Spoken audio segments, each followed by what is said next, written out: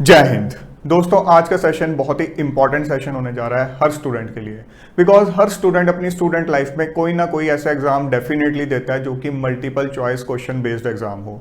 तो ऐसे में ज़रूरी हो जाता है कि स्टूडेंट को ये चीज़ पता हो कि इस तरह के एग्जाम्स को किस सही स्ट्रेटेजी के साथ अटेम्प्ट करना चाहिए फॉर मैक्सिमम आउटपुट।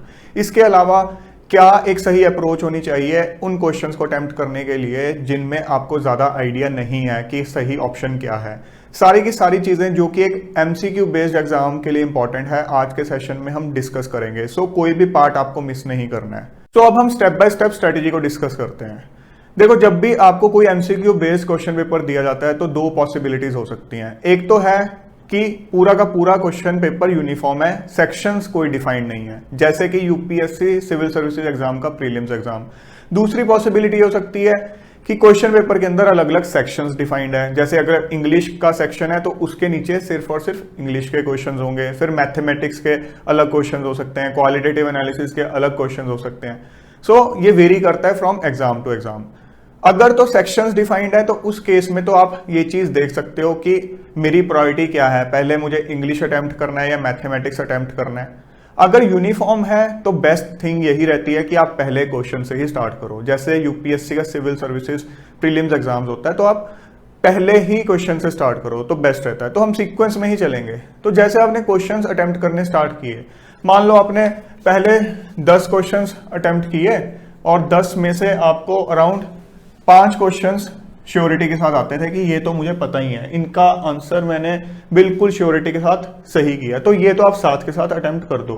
अब मान लो 2 क्वेश्चंस ऐसे हैं जिनके रिगार्डिंग आपको बिल्कुल भी आइडिया नहीं है, तो ऐसे क्वेश्चंस के अगेंस्ट क्वेश्चन पेपर में क्रॉस का मार्क लगा दो, या अगर ऑनलाइन एग्जाम दे रहे हो तो कोई एक स्पेसिफिक मार्क लगा दो। ऑप्शन डेफिनेटली होती है जब आप ऑनलाइन एग्जाम भी देते हो कि ठीक है, इनके रिगार्डिंग मुझे कुछ आइडिया नहीं है, मैं टोटली ब्लैंक हूं इनके रिगार्डिंग।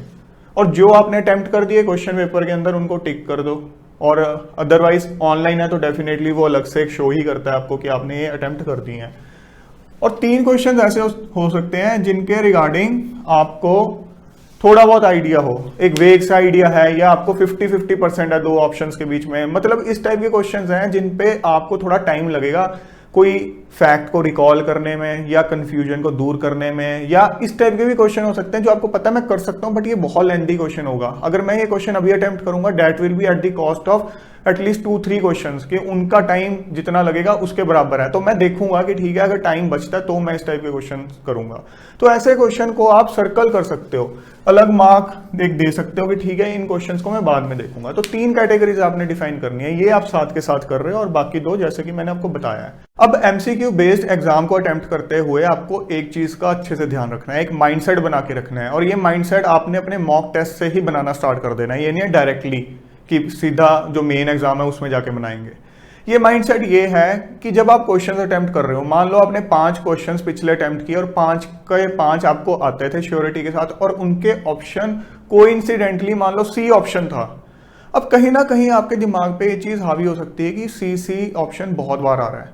अब जब आप अगला क्वेश्चन अटेम्प्ट करने जा रहे हो, मान लो उसका भी ऑप्शन आपके हिसाब से सी बन रहा हो, तो ऐसे केस में आप कई बार खुद पे ही डाउट करने लग जाते हो, चाहे आपके बेसिक स्ट्रांग हो, चाहे सब कुछ आपको कॉन्फिडेंस हो उस क्वेश्चन के ऊपर, बट आपको कहीं ना कहीं ऐसा लगने लग जाता है यार इतने सारे सी कैसे हो सकते हैं, कहीं मैंने पिछले क्वेश्चन में तो नहीं गड़बड़ कर दी। तो ऐसे केस में आप कई बार पिछले क्वेश्चंस को भी रीचेक करने लग जाते हो, वो टाइम वेस्टेज है, जबकि आपने जब उसको अटेम्प्ट किया तो पूरी श्योरिटी के साथ किया।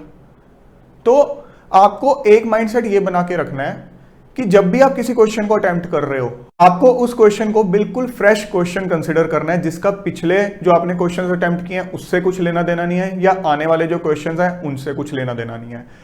बिल्कुल उसको फ्रेश क्वेश्चन कंसीडर करो, अपने बेसिक्स को यूज करो, फिर उसको अटेम्प्ट करो। चाहे सेम ही ऑप्शन मल्टीपल टाइम आ रहा हो, कोई चक्कर नहीं है, बट आपने स्टिक रहना है इस स्ट्रेटेजी के साथ, इस माइंडसेट के साथ। ये बहुत इंपॉर्टेंट माइंडसेट है, आपको बहुत हेल्पफुल रहेगा। कई बच्चे इसकी वजह से मार खा जाते हैं, अच्छे बच्चे जिनकी अच्छी प्रिपरेशन होती है वो भी कई बार इस वजह से मार खा जाते हैं, और कई बार एग्जाम भी इसी तरह से सेट किया होता है मे बी ये चीज चेक करने के लिए। सो आपको एक ये पॉइंट हमेशा ध्यान में रखना है। उसके बाद एक जो इंपॉर्टेंट चीज है जो कि काफी स्टूडेंट्स को पता भी होती है, कोचिंग सेंटर्स पे भी बताते हैं, वो है कि जब आप एमसीक्यू बेस्ड क्वेश्चंस अटेम्प्ट कर रहे हो तो एलिमिनेशन मेथड हमेशा ध्यान में रखना है। हर क्वेश्चन में नहीं यूज होगा बट कई क्वेश्चन में होगा। हम एज्यूम कर लेते हैं कि किसी एक क्वेश्चन में 4 स्टेटमेंट्स दे रखी हैं, 4 फैक्ट्स दे रखे हैं अलग अलग। अब आपको ये क्वेश्चन आपने पढ़ा तो ये क्वेश्चन इस टाइप का है कि इनमें से कौन कौन सी स्टेटमेंट्स सही हैं। अब आप ऑप्शंस जो आपके सामने हैं वो इस तरह से हैं 1, 2 एंड 3, बी ऑप्शन है 1, 3 एंड 4, सी ऑप्शन है 1 एंड 4, डी ऑप्शन है 2 एंड 3। अब आपने जब स्टेटमेंट पढ़ी चारों स्टेटमेंट्स तो आपको आइडिया था सिर्फ 1 और 2 के रिगार्डिंग। आपको स्टेटमेंट पढ़ के पता चल गया बिल्कुल श्योरिटी के साथ कि 1 और 2 तो बिल्कुल सही हैं। 3 और 4 स्टेटमेंट आपने पढ़ी, आपको बिल्कुल आइडिया नहीं है कि ये तो मुझे पता ही नहीं। अब कई स्टूडेंट्स बहुत जल्दबाजी में जो हरी में रहते हैं वो क्या करते हैं कि ठीक है आता ही नहीं क्वेश्चन, 3 और 4 के रिगार्डिंग तो आइडिया नहीं, आगे चलो एक बार ऑप्शंस तो देख लो। ऐसे क्वेश्चंस में कई बार एलिमिनेशन मेथड काम आ जाता है। कई बार स्टेटमेंट्स जानबूझ के इस तरह की दे रखी होती हैं जिनके रिगार्डिंग आपको बिल्कुल भी आइडिया ना ही हो, उनको पता हो, एग्जामिनर को पता होता है कि इसके रिगार्डिंग आइडिया नहीं होगा, बट स्टिल एलिमिनेशन मेथड उन क्वेश्चन में यूज हो जाता है। कैसे? मान लो 1 और 2 आपको पता था पक्का करेक्ट है। अब आप ऑप्शंस देखो कि ऐसी ऑप्शंस कौन कौन सी हैं जिनमें 1 और 2 करेक्ट लिखी हैं। फर्स्ट में लिखी है, सेकंड में है नहीं, सिर्फ 1, 3, 4 है, 2 गायब है, तो आप ये कह सकते हो ये तो हो ही नहीं सकती। अब यहाँ पे 2 गायब है, ये भी एलिमिनेट होगी। अब यहाँ पे 1 गायब है तो ये भी एलिमिनेट होगी, तो आंसर ऑटोमेटिकली ए रह गया। और मान लो आपको इस तरह से लगता है कि एक ऑप्शन ये भी हो सकती है 1, 2 एंड 4, तो ऐसे क्वेश्चन को आपको सर्कल करना है, क्योंकि ऐसे क्वेश्चन में 2 ऑप्शंस तो एलिमिनेट होगी। हम बाद में देखेंगे कि ऐसे क्वेश्चंस को हमने कैसे अटेम्प्ट करना है, आगे चल के मैं डिस्कस करूंगा सेशन के एंड पार्ट में। तो एलिमिनेशन मेथड बहुत इंपॉर्टेंट है, इसको आपको हमेशा ध्यान में रखना है। अब हम एज्यूम कर लेते हैं कि आपके क्वेश्चन पेपर में 100 क्वेश्चंस थे और मैं ये मान के चल रहा हूँ इस स्ट्रेटेजी में अभी कि नेगेटिव मार्किंग है। अभी मैं आगे ये भी डिस्कस करूंगा अगर नेगेटिव मार्किंग नहीं है तो हमें किस माइंडसेट से अटेम्प्ट करना है उसको। अब जब नेगेटिव मार्किंग है तो आपने जब 100 क्वेश्चंस अटेम्प्ट किए तो मैं कहता हूं कि ट्राई किए तो उसमें से मान लो 60 क्वेश्चंस ऐसे थे जिसके रिगार्डिंग आपको अपनी तरफ से पूरी श्योरिटी थी। सिली मिस्टेक हो सकती है अनडाउटेडली, बट आपने अपनी तरफ से अटेम्प्ट कर दिए बिल्कुल करेक्टली। अब 20 क्वेश्चंस ऐसे हैं जिनके रिगार्डिंग आपको बिल्कुल भी आइडिया नहीं है, 20 क्वेश्चंस ऐसे हैं जिनके रिगार्डिंग आपको 50-50% है या कुछ रिकॉल करना चाहते हो, या ऐसे क्वेश्चन है जिनमें अभी टाइम लगेगा। तो जब आपने एक बार पूरा पेपर देख लिया और ये स्टेटस है अब आपका, तो उसके बाद जो हमारा माइंडसेट या स्ट्रेटेजी रहेगी उसके लिए एक चीज़ बहुत इंपॉर्टेंट है।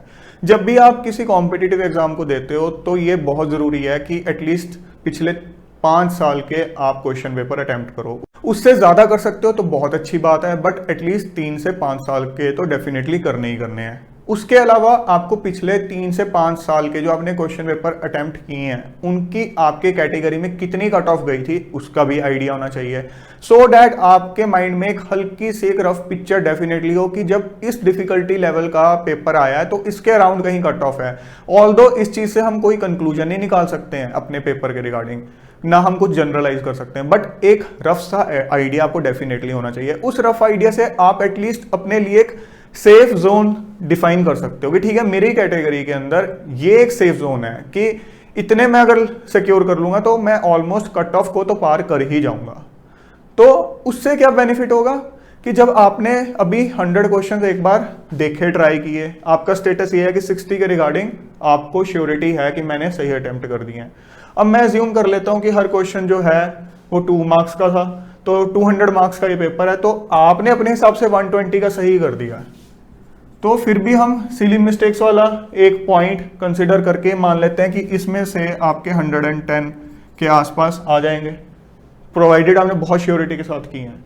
अब आपके हिसाब से जो आपने एनालिसिस किया और जब ये वाला आपने पेपर अटेम्प्ट किया अभी तक, आपको एक जो सीरियस स्टूडेंट होता है ना उसको आइडिया हो जाता है पेपर को अटेम्प्ट करके कि ये पेपर किस लेवल का है, ये डिफिकल्ट है या मीडियम लेवल का है या इजी है। तो कहीं ना कहीं उसके दिमाग में एक पिक्चर आ जाएगी कि हाँ ये जोन जो है मेरे लिए सेफ जोन है।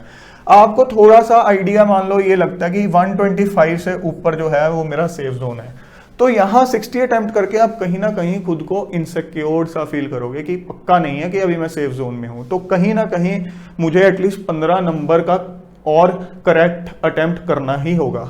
अब डेफिनेटली नेगेटिव मार्किंग है तो आप इन क्वेश्चंस की तरफ तो देखोगे नहीं, इन्हीं को उठाओगे। अब इन क्वेश्चंस में से आपको थोड़ा फर्दर फिल्टर आउट करना पड़ेगा, एक बार इनको दोबारा गो थ्रू आपको करना पड़ेगा। तो आप जब फिल्टर आउट करोगे इनमें से, रफली हम एक एग्जांपल ले रहे हैं, ऑल्दो किसी भी कॉम्पिटिटिव एग्जाम में आपके इतना टाइम नहीं होता कि बैठ के आप इस तरह से एनालिसिस करो कि इनमें से मैं कितने अटेम्प्ट करूं, मेरे इतने सही हो जाए, इतने गलत, मतलब मैं रफ आपको एग्जांपल दे रहा हूं सो डैट आपको पता हो कि इनको जब आप फर्दर फिल्टर आउट करोगे तो मान लो 15 हमने और फिल्टर आउट करे कि हाँ ये ऐसे क्वेश्चन हैं जिनको अगर मैं अब अटेम्प्ट करूंगा तो प्रोबेबिलिटी है कि ये मेरे काफी हद तक सही हो जाएंगे। अब ऐसे क्वेश्चन में से मान लो आपके 9 सही हो गए और 6 गलत भी हो गए, तो ऐसे केस में जो आपके जो मार्क्स हैं वो कहीं लगभग 16 के आसपास हो जाएंगे, प्रोवाइडेड मैं 1/3 नेगेटिव मार्किंग मान के चल रहा हूँ कि 9 × 2 18 हो जाएगा, माइनस ये आपकी 2 नेगेटिव मार्किंग हो जाएगी। तो कहीं ना कहीं आप एक सेफ जोन में आ जाओगे।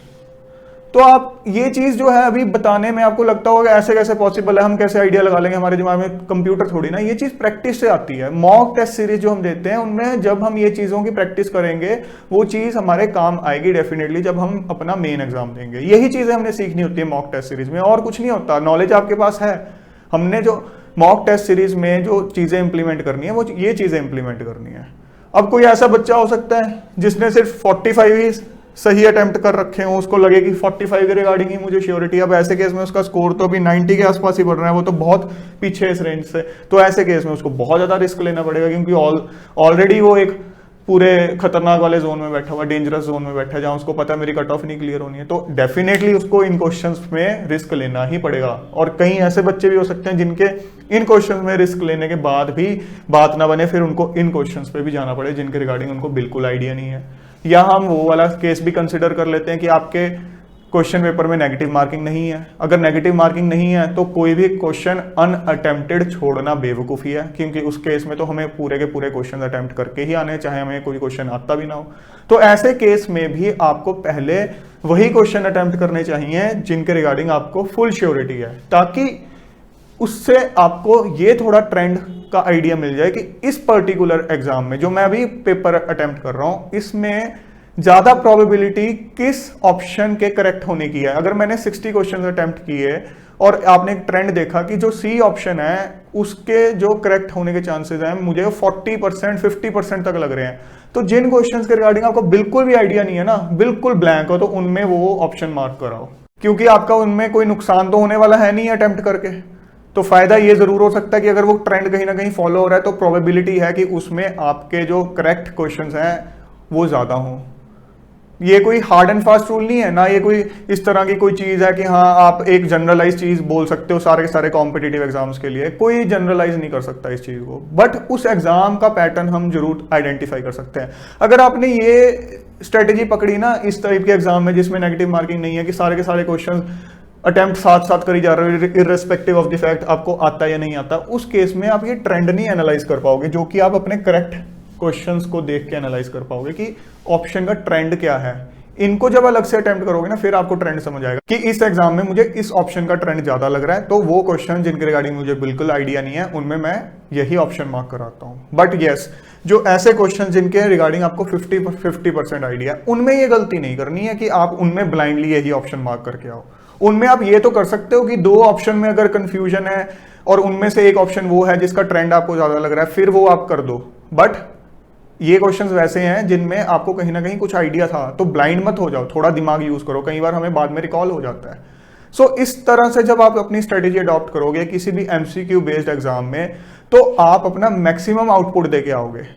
इससे आप ये चीज इंश्योर कर पाओगे कि आपने जो मेहनत की उससे रिलेटेड आपने अपना एक मैक्सिमम आउटपुट दिया इस एग्जाम के अंदर। इस स्ट्रेटेजी का अगर आपने कोई भी पॉइंट मिस किया तो आप एग्जाम डे पे अपने 100% आउटपुट से शॉर्टफॉल करोगे ही करोगे।